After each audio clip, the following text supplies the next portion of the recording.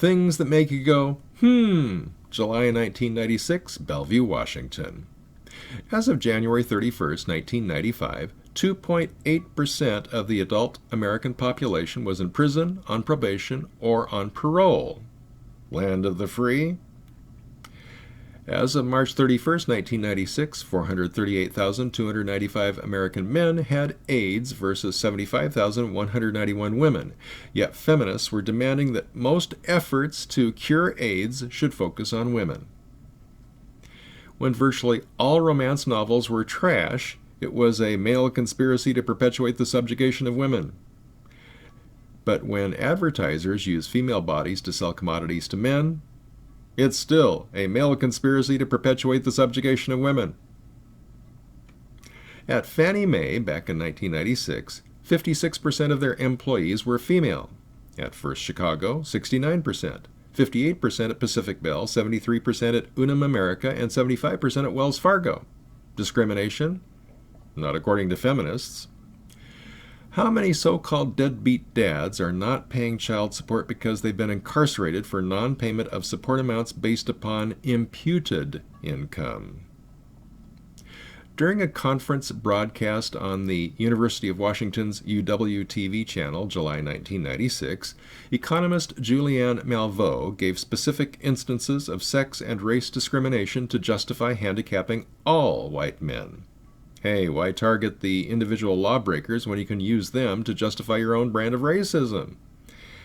On the subject of a meritocracy, she questioned the current definition of merit, asserting we need to subordinate quantitative factors like skill and productivity to qualitative factors like emotional quotient. So next time you drive off the car lot in a lemon, just remember, maybe the auto workers who built your car don't know a spot weld from a rubber grommet, but they feel your pain. Become aware of how you're treated as a male. Focus on the negative things. The women who expect you to get out of their way in the grocery store. The women who arrogantly treat you like an untouchable as you walk along the street. Your female coworkers who say things like, "All men are pigs," and then laugh. Ha ha ha ha ha. Try it for a few days.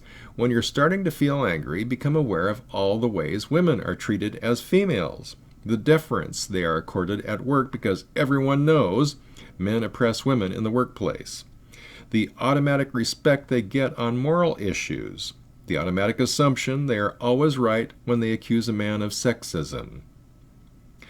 Who's the predator? The fish that hits on the bait, or the fisherman who dangles the bait? The duck that flies into a cove with other ducks, or the hunter who sets out the decoys to make the cove appear duck-friendly? The man who hits on a woman, or the woman who works to make herself appear as sexually appealing to men as possible?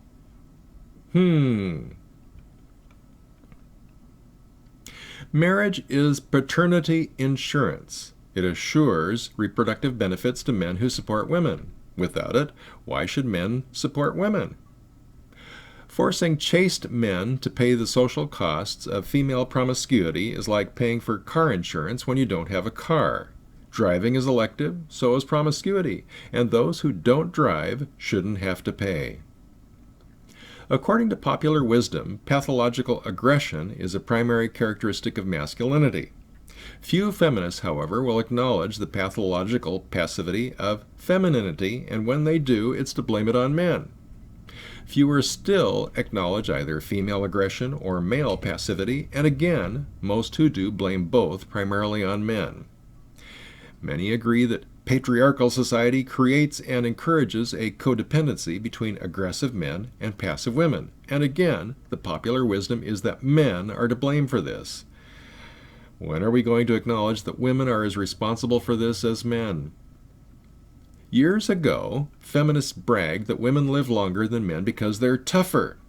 What they want us to ignore is that lacking male-developed medical and domestic technologies, historically men lived longer than women, even during times of war. Is an unwanted fetus like a squatter? A landlord may evict but not kill a squatter. Currently, the only way to evict an unwanted fetus is to kill it. But that will change when scientists developed artificial wombs. Then, unborn fetuses can be transplanted, that is, evicted, without killing them. When that happens, it will be telling to see if the feminists embrace choice in the form of eviction or cling to choice in the form of murder, death.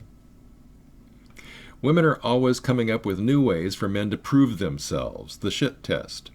Centuries ago it was jousting matches, now it's braving charges of rape or sexual harassment. After all, how else is a girl to know which guy is worthy to be the hero with a torn shirt sweeping her off her feet on the cover of her favorite romance novel? Feminists expect emotionally devastated men to continue financially supporting women who no longer emotionally support them. When a woman gets pregnant, she has the legal choice to abort or not, but men have no choice. They are legally obligated to let her abort the pregnancy if she chooses, and they are legally obligated to financially support the child should she choose otherwise. When we ask, what about men's choice? Feminists typically retort that the man made his choice when he had sex. Isn't that a lot like the anti-abortion argument? She made her choice when she had sex? If you're a straight woman, a lesbian, or a gay man, you can be proud of your sexuality, and you're respected for that. But if you're a straight man, you have to earn respect, and even then, you're dissed as an oppressive patriarchal jerk. Is it time for us to come out of the closet and declare that we are grouchy and proud of it? If a woman isn't shallow, you can't push her buttons. If she's not interested in you, that's not going to change no matter how rich or famous you become. What does this say about women whose interest in a man depends upon his circumstances? That's all for now. Check out the other videos. Subscribe to the channel. For the Backlash at Backlash.com, my name is Rod Van Mecklin.